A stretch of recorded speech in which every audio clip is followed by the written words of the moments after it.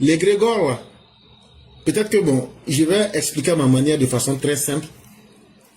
Chère mère, est-ce que vous avez souvent des sentiments? Souvent vous êtes heureuse, souvent vous n'êtes pas contente. En tout cas, vous vivez dans vos sentiments. Ça, c'est vrai, non? Ça, c'est clair, oui. Ok. Donc, ça veut dire que même quand tu veux faire une action, là, c'est à partir d'un sentiment que tu fais ça. Soit tu es content, tu poses un acte, ou bien tu n'aimes pas quelque chose, tu réagis. Clair. Ok. Donc, l'être humain, même en réalité, même là, nous sommes des êtres de sentiments. Ça veut dire, même avant de penser là, si tu n'es pas dans un bon état mental, tu ne peux pas bien penser. Tout ce que l'être humain fait là, c'est commandé d'abord par la pensée. Donc, depuis le matin, c'est que le Père Marcel est en train d'expliquer là, il dit que le divin ne peut pas se tromper parce que le divin, c'est que toi-même, tes sentiments là, tes sentiments te contrôlent. Tu ne peux pas mentir, tu ne peux pas te mentir avec tes sentiments. Tu peux mentir à quelqu'un, ce que tu as envie de dire là. Tu dis à quelqu'un, ton intention c'est que la personne est une mauvaise personne, mais si tu dis ça, la personne va connaître ton intention. Ta bouche là, tu peux prendre pour dire non, tu es une bonne personne. Mais au fond de toi-même là, tu sais que c'est une mauvaise personne. C'est sur ça que le divin juge. Et c'est pourquoi le prophète des musulmans a dit aux musulmans que toute action qu'un homme pose là, que ce n'est pas l'action même que Dieu regarde, que c'est l'intention qui initie l'action là. C'est ça la vraie vérité. Donc un égrégore là, si par exemple nous les EPB, ça fait 5 ans ensemble maintenant. Pendant ces 5 ans là, on a dit des paroles, on a posé des actions et on a partagé des sentiments. J'ai bien dit pensée, action, parole. Quand tu mets tout ça ensemble, c'est ça qui donne dans le monde spirituel, ça donne une entité. Ou bien même, c'est une forme de pensée qui est déjà là. Et maintenant, tout le monde est dans cette pensée-là. Et donc, on crée des émotions de groupe. Et quand c'est comme ça, une fois que, parce qu'on partage des idées, on partage des émotions, on partage même des objectifs et des actions. Et qu'est-ce qui va se passer? À partir d'un certain moment, tu vas voir que Martial ou bien Marius Koudou peut s'asseoir. Ce qu'il pense là, moi je pense, et puis il dit, au moins lui il est en train de penser, tu vois éclaireur en train de dire ça. Est-ce que tu ne vois pas sur nos émissions ici, quelqu'un vient dire, ah, moi-même j'étais assis, j'étais en train de penser quelque chose, et puis un coup je vois éclaireur en train de dire les mêmes choses comme ce que je suis en train de penser. Oui. Et je suis sûr que ça arrive à beaucoup d'entre nous, parce qu'on a créé un champ d'énergie spirituelle. Ce qui a fait que nous, en Afrique, nos champs d'énergie spirituelle n'ont pas été aussi populaires que pour les Blancs là. C'est simplement parce que nous, à un certain moment, au lieu de donner, parce que le spirituel là, il n'y a pas de traficage là-dedans, on ne vend pas Dieu. On ne vend pas Dieu. À un certain moment, qu'est-ce que les Africains ont fait? Ceux qui avaient quelques petits pouvoirs, on s'en fout. La religion, ça n'a rien à voir avec l'islam, la chrétienté. La religion, c'est se connecter d'abord à une entité. C'est ça la religion. Maintenant là, vous voyez que Dieu lui parle de la foi. Dieu ne parle pas de religion. Il dit, ayez la foi en Dieu. Donc c'est deux choses complètement différentes. Il y a beaucoup de personnes qui sont dans la religion qui n'ont pas de foi. Comme tout le monde est dedans là, on va rentrer dedans aussi pour qu'on nous considère comme ça. Mais, quand tu trouves quelqu'un qui a la foi, c'est qui connaît cette personne à sa foi là, même si c'est un féticheur là, ça va se réaliser. C'est comme ça que la nature est. La nature ne réfléchit pas. La nature va en fonction des principes. Tu as suivi une voie, tu continues et ça te donne les résultats. Et donc vous allez voir que c'est très important et même ça peut influencer les gens à l'extérieur même du groupe. Et c'est pourquoi vraiment on doit être capable de saluer les EPV qui ont fait quelque chose d'extraordinaire. Et comme j'expliquais, ce qui a rendu faibles les égrégores africains, ce n'est pas que c'est Dieu qui a décidé. À un certain moment, au lieu d'enseigner la religion sans prendre quoi que ce soit, les Africains ont pensé que si moi j'ai peut-être une connaissance sur le poro, ou mais si j'ai une connaissance sur le do, ou mais si j'ai une connaissance sur le komo, ou mais si j'ai une connaissance sur par exemple n'importe quel fétiche ou n'importe quelle divinité, je garde la connaissance là pour moi et puis j'utilise ça maintenant pour contrôler le groupe. Et la connaissance a commencé à se perdre. Au lieu de transmettre ce qui est spirituel et divin gratuitement, nous, on a partagé, le cyclone a une petite partie, Maman Fiona a une petite partie, l'aîné Marcel a une petite partie, et maintenant tu entends dans l'autre village là-bas qu'il y a un gars là-bas, il s'appelle Marcel, le mauvais, il ne s'amuse pas. On dit l'autre là, cyclone, non, lui là, quand il parle là, ça se réalise. On a divisé. Et chacun est resté avec une petite part de pouvoir. Je vous parle de notre Égypte. Je ne vous parle pas de l'Égypte que vous voyez dans les livres que les gens écrivent là. Non, moi, non, on ne vous parle pas de ça. Nous, on parle de nous-mêmes. Quand l'Égypte, la vraie Égypte était notre centre de commandement, et puis on partait prendre chaque année. Et puis on demandait quelles sont les régions, l'agriculture n'a pas marché cette année. Et puis on dit, bon, vous venez prendre nourriture là. C'est comme ça que, quand vous lisez dans votre sourate Joseph là, c'est nous, on nourrissait le reste du monde avant. C'est chez nous là, c'est nous on a créé les premières banques alimentaires au monde. Donc, ce sont les descendants de ces personnes qui sont devenues aujourd'hui, c'est nous on a besoin de tout le monde. Mais on peut encore se rattraper. Parce que Dieu n'oublie personne. Et chaque être humain, quand Dieu te crée, il crée aussi tout un destin pour toi. Mais à toi-même de te comprendre. Parce que si tu ne te comprends pas, tu ne sauras jamais les problèmes que tu as. Malheureusement, c'est ce qui fatigue l'Afrique. Et quand la colonisation va venir après, la colonisation va se rendre compte qu'il y a des poches de pouvoir et de résistance. Ils vont les mater. Et les rares qui n'ont pas pu mater, on va les stigmatiser pour dire c'est de la sorcellerie, c'est être mécréant. Et finalement, l'Africain se retrouve en train de copier pour les autres. On s'habille comme les autres, on mange comme les autres. Alors qu'on ne vit pas dans le même environnement que ceux qui vivent en hiver. Mais toi, tu manges comme quelqu'un qui vit en hiver. Forcément, tu auras des maladies que tes ancêtres n'ont pas eues. En Afrique, là, il y a beaucoup de maladies qu'on ne pouvait pas avoir parce que nous sommes en contact direct avec le soleil. Mais l'homme noir, là, il y a quelque chose dans notre corps qu'on appelle la mélanine. Quand le soleil te tape, là, ça fait que ta mélanine, là, ça se fond et ça te rend plus puissant. Quand tu prends un enfant noir, tu le mets quelque part dans un pays à la neige, 6 mois, le soleil ne le touche pas. L'enfant va développer des maladies. Parce que chaque être humain mérite de vivre en fonction de ce que Dieu a fait de lui et de son environnement.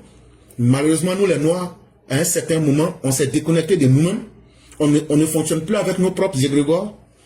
On ne mange plus notre propre nourriture. On ne réfléchit pas avec nous-mêmes nos propres idées. On ne fait que copier tout le monde. C'est ça la source fondamentale. Et c'est ce que nous disons à ceux qui disent qu'ils sont des africanistes ou des panafricains. Tant qu'on ne va pas exploiter ces réalités et nous asseoir pour regarder ce que nous-mêmes nous sommes, et puis maintenant exploiter ça sans état d'âme, on ne va jamais réussir. C'est vrai qu'on a des chances comme le président Ouattara qui viennent comme des éléments pour nous avertir, pour dire, c'est vrai, vous êtes en bas. Aujourd'hui, les choses ont été dures pour vous, mais vous pouvez vous relever. C'est le plus grand message que le docteur Ouattara nous annonce. Parce que là où les gens ont dit qu'on ne pouvait plus rien faire, lui il est venu dire on peut réaliser quelque chose. Bon, quand on se retrouve des petites mains en train de venir dire à notre peuple, quand je parle de notre peuple, je parle des hommes noirs sur la terre. Ayons confiance en nous-mêmes. Des gens comme Alassane Ouattara viennent nous dire que l'être humain noir, là, on peut et on est intelligent autant que les autres. Il faut seulement suivre la voie que les autres ont suivie. Être sérieux, être déterminé, être discipliné. Et avoir de la méthode et se donner des objectifs. Et c'est ce que le père Martial a dit. Il ne faut pas dire, bon moi là, je ne vais pas devenir pauvre. Non, tu ne parles pas comme ça. Tu dis, je mets la pauvreté en dehors de mon existence. Parce que toi, tu ne peux pas donner d'ordre divin. Non, moi je ne vais pas être pauvre. Moi je vais être riche. Ah, toi tu vas être riche. Tu seras riche. Il faut attendre. Il ne faut pas travailler. Il faut dire seulement je vais être riche. Je vais être riche. Je dois être riche. Je vais être riche. Comment? On ne donne pas d'ordre à Dieu. Tu dis simplement, je souhaite ou je commande que la pauvreté ne fasse pas partie de ma réalité. Et quand c'est comme ça, comme toi-même tu ne veux pas la pauvreté, ton esprit va te guider vers les éléments qu'il faut faire en fonction de tes capacités, tu vas faire quelque chose. Maintenant la richesse, c'est que toi tu considères comme la richesse. Là. Toi tu peux vouloir l'argent, mais Dieu va te donner longue vie. Toi, tu peux vouloir beaucoup d'argent parce qu'en fonction des époques, même le concept de la richesse change. Je me souviens encore que lorsque j'étais à Abidjan avec l'aîné Martial, on discutait comme ça. Et je lui disais que l'argent n'est rien d'autre que la confiance qui est placée en elle. Et que l'argent, la richesse, c'est le temps que l'argent passe dans ta main. C'est ça qui est ta vraie richesse. Ah non, mais moi j'ai 250 milliards en banque. C'est très bien éclairé, tu as 250 milliards, mais ce n'est pas ton argent. Mais j'ai 50 francs en poche. Et je peux faire ce que je veux avec les 50 francs. Si j'ai un problème là, je peux régler le problème de 25 là. C'est ça qui est ton argent. C'est ça qui est ta richesse. Maintenant, si tu as les 50 francs là, comment tu vas faire les 50 francs là vont durer dans ta main? C'est-à-dire, si tu n'as pas de problème, Il ne faut pas dépenser l'argent bêtement. Parce que l'argent, là, il y a un esprit. La confiance que les gens ont mis en l'argent, là, c'est un égrégore. Et donc cet égrégore-là, si toi tu viens saboter avec un comportement pour dire oh, l'argent n'est rien, moi je gaspille et puis après je vais en avoir. Cet égrégore-là, tu es en train de l'insulter parce que cet égrégore a été créé que c'est ça, l'argent, l'instrument, c'est le moyen qui va déterminer l'effort de chacun dans la société. Mais si toi tu as eu ça beaucoup et puis tu t'amuses avec ça, tu décourages ceux qui font des efforts pour chercher ça. Donc quand c'est comme ça là, l'égrégore se retourne contre toi. On va t'appeler ancien riche. Ah non, le gars il était riche avant, il donnait, il faisait ça. Mais qu'est-ce qui s'est passé et puis maintenant il n'a plus? Parce que il a violé le champ, il a posé un acte concret à l'égrégore. Tout le monde dit l'argent est important. L'argent c'est la mesure de confiance entre les hommes. Donc quand tu gagnes l'argent là, si toi-même tu ne comprends pas l'esprit de l'argent là, c'est l'esprit de l'argent qui va te ramener au niveau le plus bas. Donc quand tu as l'argent, on t'a donné salaire de 200 000. Comment tu vas dépenser les 200 000? Les 200 000 là, toi-même là, si tu vas vivre dans une maison de 100 000 là, c'est que l'argent même commence à te maudire déjà. Quelqu'un qui a 200 000, tu ne dois pas vivre dans une maison qui dépasse 30 000. Parce que, à la limite, je vais un peu rapidement, un homme là, il faut être au minimum capable de garder 20% de son salaire. Au minimum 20% de son salaire. Après avoir réalisé toutes tes dépenses. Maintenant, c'est quel genre de dépenses tu fais? Il y a des gens qui font des dépenses inutiles. Maintenant, tu oublies qu'il y aura des dépenses nécessaires. Quand on regarde des musulmans, tu t'en vas payer un mouton à 300 000. Alors que toi-même, la rentrée va arriver en octobre. Les 300 000 francs que tu as pris pour payer mouton là, tu devrais garder ça pour faire frais de scolarité de tes enfants. C'était plus profitable que de venir payer mouton. Et donc, c'est ce qui fatigue beaucoup de personnes. Et ils disent après, bon, moi-même, ma vie, je ne comprends pas. Parce que tu n'es pas correct envers toi-même. Et donc, effectivement, comme le père Marcel le disait, tout vient du mindset. Tout vient de l'état d'esprit que tu t'es fixé. En religion, on va appeler ça l'intention. Si ton intention est mauvaise, tu vas toujours voir que tu vas dévier. Et même en politique aussi, on peut parler d'égrégore. Parce que quand on est en politique, on vient avec des idéologies. Et c'est pourquoi l'islam a très bien compris ce concept-là, où on nous dit la kum din kum waliyadin, c'est-à-dire à chacun sa religion. Et c'est très important parce que chez l'islam, à partir du moment où vous concevez une idéologie, c'est considéré comme une religion. Maintenant, ce n'est pas parce qu'on dit que c'est une idéologie, c'est quoi qui motive cette idéologie? On peut ne pas être musulman, on peut ne pas être chrétien, mais on peut se mettre ensemble pour lutter pour le bien. C'est comme par exemple la classe éclaireur pro-vérité. Il y a des athées parmi nous. Ils sont très fiers de le dire, moi je ne crois pas en Dieu. Et ça n'a jamais été par entre nous. Il y a des gens qui te disent, moi je suis musulman. D'autres te disent, moi je suis chrétien. On dit, tout le monde est important pour nous. Qu'est-ce qu'on peut faire pour notre société? Et donc, même les idéologies que vous partagez peuvent être aussi un égrégore. Et ça peut devenir aussi un champ de pensée. Même la politique, les mouvements politiques. Et donc, quand c'est comme ça, vous essayez d'aller quelque part. Qu'est-ce qui fatigue aujourd'hui Laurent Gbagbo et les opposants ivoiriens? Ce n'est pas parce que Alassane Ouattara est le plus fort. Non. C'est Dieu qui est la force la plus forte. C'est ce que les musulmans disent, Allahu Akbar. Ça veut dire, moi-même là, je reconnais qu'au-dessus de toutes choses là, le plus grand, il s'appelle Allah. C'est tout. Si vous voyez qu'ils ne réussissent pas et qu'ils ne réussiront pas, la cause se trouve dans l'hymne national de la Côte d'Ivoire.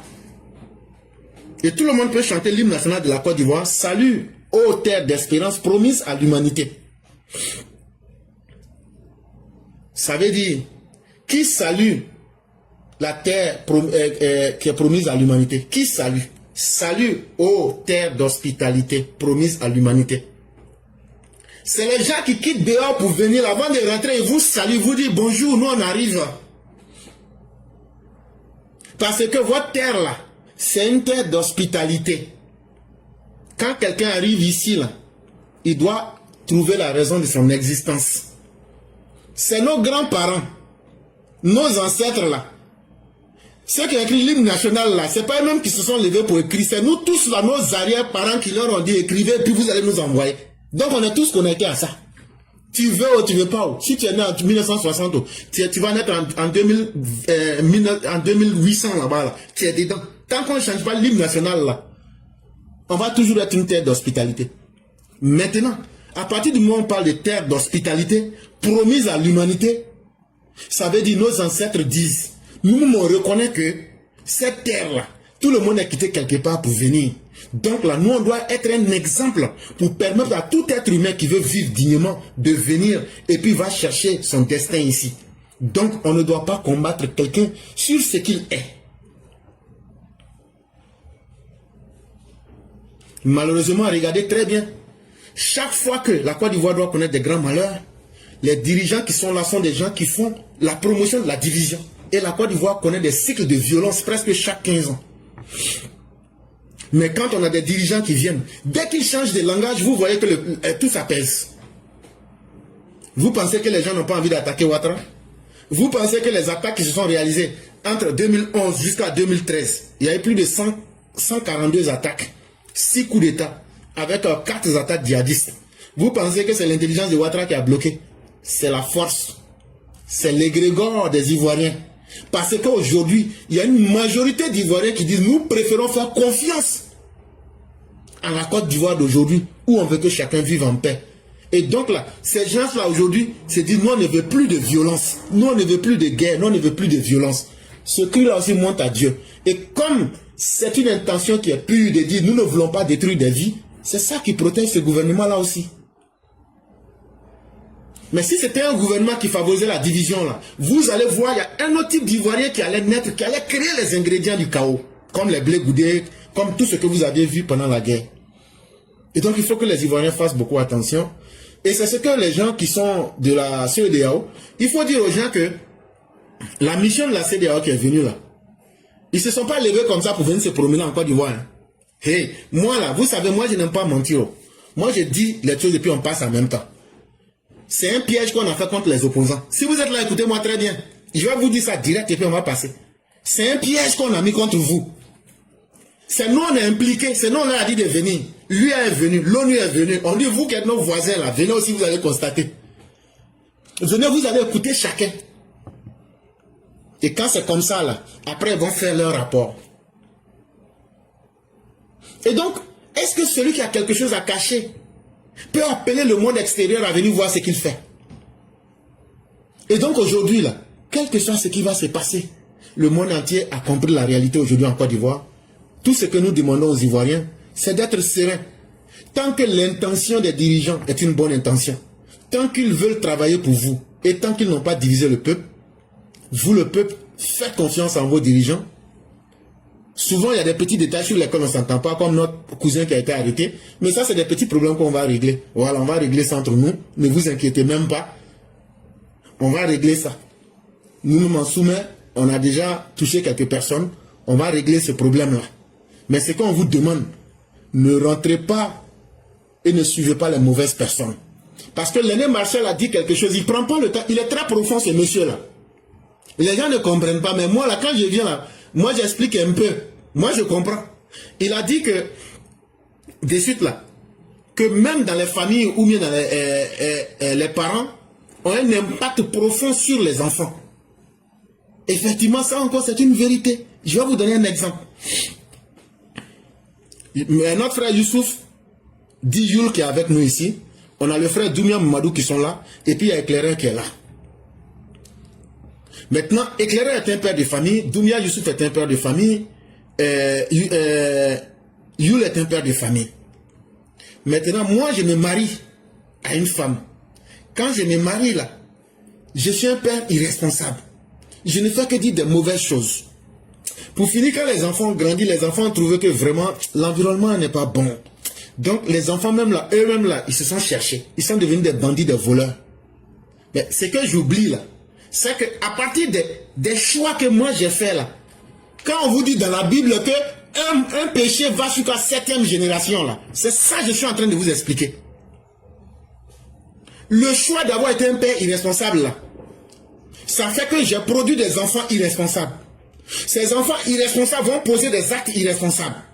Ne partiront que vers des personnes irresponsables. Et vont reproduire le même modèle. Et c'est une étude qui a été faite à Columbia University. Et ça a démontré, on a pris des personnes. Et sur 3 ou 4 générations, on a vu que les gens n'ont pas pu percer. Mais quand on prend par exemple notre frère Doumbia Mamadou, qui n'avait pas de grands moyens, mais qui s'est focalisé à vivre avec ses moyens, à mettre des principes, ses enfants ont grandi avec ça. Ces enfants ont copié les mêmes réalités qu'ils ont vues et ils ont perpétué ça. Et ça fait que comme ils cherchaient à aller vers la stabilité, mais naturellement, sa descendance était plus stable que celle de l'éclaireur. Mais à partir de quoi? À partir du choix d'un seul individu. Donc il n'y a rien qui est gratuit. Et chers Ivoiriens, aujourd'hui là, le gouvernant qui nous permet, on se lève dignement, ça va gagner à manger, on revient là. Supportons ces dirigeants-là et ne soyons pas nous-mêmes nos propres ennemis pour ne pas que nous puissions reproduire des modèles de la honte. Et c'est pourquoi moi je le dis, ce combat contre la haine là, c'est un combat que nous devrons mener. Pour que nos enfants se disent, nos pères et nos mères se sont battus pour que cette société soit égalitaire et que chacun soit jugé en fonction de ce qu'il peut. Et je vous le dis, il n'y a aucun combat qui est vain. Et quand tu mènes un combat là, il ne faut pas dire c'est moi-même je veux le bénéfice. Non. Le meilleur bénéfice là, c'est dans ta descendance. Tout ce que tu plantes, ça va forcément donner un résultat. Et tu vas moissonner. Et donc, ayons confiance en ce combat. Ce n'est pas un combat qui est lié à une... Nous ne sommes pas contre une ethnie, nous ne sommes pas contre une religion. Nous sommes contre une idéologie du mal. Diviser des fils d'un pays pour le plaisir de quelques individus. Diviser le pays pour faire souffrir les plus pauvres. C'est ce que nous sommes en train de combattre. Et nous allons le réussir par la grâce de Dieu. Donc je vais m'arrêter là un peu pour ne pas monopoliser. Bravo.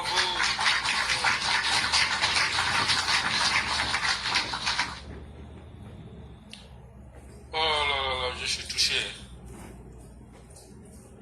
Frère, Oui. tu es profond aussi, franchement. Quand tu parlais, j'ai eu les larmes aux yeux quand tu as parlé de la lignée, quand tu as parlé de la descendance. On dit aussi, on parle aussi des lignées. Les gens jouent, hein. Les gens jouent. Ne jouez pas avec vos vies. Être correct là, envers ton prochain là, tu ne perds jamais dedans. Si toi tu penses que tu as perdu là, ta descendance va gagner dedans. Donc la noblesse des actions que nous posons là, nous sauvons la lignée. Je vais vous prendre un exemple. Les femmes, vous allez m'excuser, mais c'est réel. Une femme qui trompe son mari, spirituellement, c'est pas bon. Mais quand tu t'en prends grossesse, qui n'est pas pour ton mari, tu vas prendre grossesse dehors et puis tu viens donner à ton mari, c'est un péché qui n'a pas de prix. Et vous dites ça aujourd'hui, hein? Parce que ce que l'éclaireur est en train d'expliquer là, sur l'affaire des descendances, est-ce que tu viens donner un enfant qui n'est pas l'enfant de ton mari à ton mari? Est-ce que l'enfant est de la lignée de ton mari? Non. Il n'est pas de la lignée de ton mari. Il est de la lignée de ton amant. Mais tu as trompé le monde extérieur. Toi, la femme là, tu sais que ce n'est pas l'enfant de ton mari, mais pas parce que simplement tu ne veux pas avoir honte, tu t'es caché pour faire quelque chose et tu t'es piégé toi-même. Parce que non seulement tu ne devais pas tromper ton mari, mais si en le trompant, tu aurais pu te protéger, tu t'es pas protégé. Tu allais faire un enfant dehors et tu as pris ça pour donner à ton mari. Ça, c'est un péché qui est très grave. Ça, Dieu ne pardonne pas ça. Je suis désolé. Ce n'est pas une affaire de religion même. Spirituellement parlant, c'est très dangereux. Parce que les entités, ou du moins les gardiens de la lignée de ton mari là, vont combattre l'enfant là. Ah oui, et ils auront raison de le combattre. Parce qu'il est venu rentrer dans une lignée qui ne lui appartient pas. Il n'est pas de la lignée de l'homme. Qui est ton mari aujourd'hui. Pourquoi certaines femmes font ça? C'est l'ignorance qui fait ça. C'est la cupidité qui fait ça. C'est le fait d'être tordu qui fait ça. Parce que si tu n'aimes plus un monsieur, il faut le quitter. C'est tout. Le divorce là, c'est pas interdit, ni dans aucune religion. Même si les catholiques disent qu'on ne divorce pas, mais c'est des conneries, on divorce. Dans la religion musulmane, quand vous ne vous aimez plus là, quand ça ne marche pas là, laissez-vous, séparez-vous. C'est pas la peine. Vous vous séparez. Et puis, c'est tout. Mais tu ne peux pas rester dans le foyer de quelqu'un, parce qu'il a l'argent, tu ne l'aimes plus, et tu couches avec des gens dehors, et tu vas prendre une couche, lui attribuer un enfant qui ne lui appartient pas. Donc vous voyez que la question de lignée dont parle l'éclaireur là, ça ne marche pas là. Donc, peut-être que c'est le seul enfant que tu es venu attribuer au monsieur qui n'est pas son enfant là. Ça va devenir problème. Donc, problème de lignée là, ça ne marchera pas à ce niveau-là. Et cher aîné, sans vous couper la parole, il faut aussi signaler que le sang là, c'est le code génétique de chaque être humain. Tu prends un enfant comme ça, tu le mets dans ta famille là. S'il se trouve que il a un champ spirituel un peu plus élevé là, il va tirer tout le bonheur de tes vrais enfants. Voilà. Ça c'est ton premier bénéfice quoi. Et il sera votre pire ennemi, surtout toi le père. Tu ne comprendras pas. Ben ça se fait comme ça. Donc, franchement, qu'on se dise la vérité, il faut faire très attention à certains actes qu'on pose.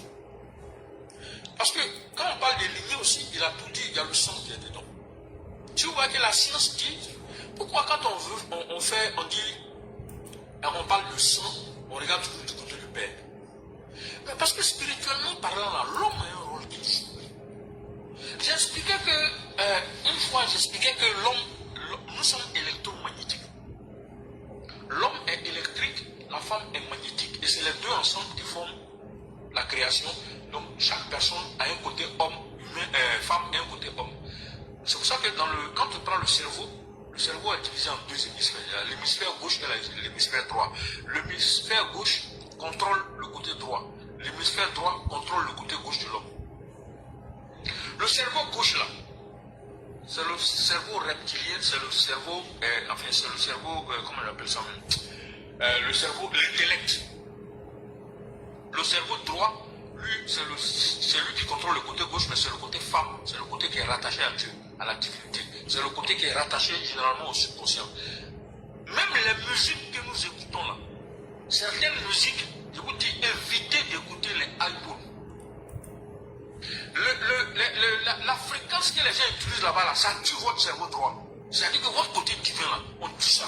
On coupe. C'est-à-dire qu'on entend ça.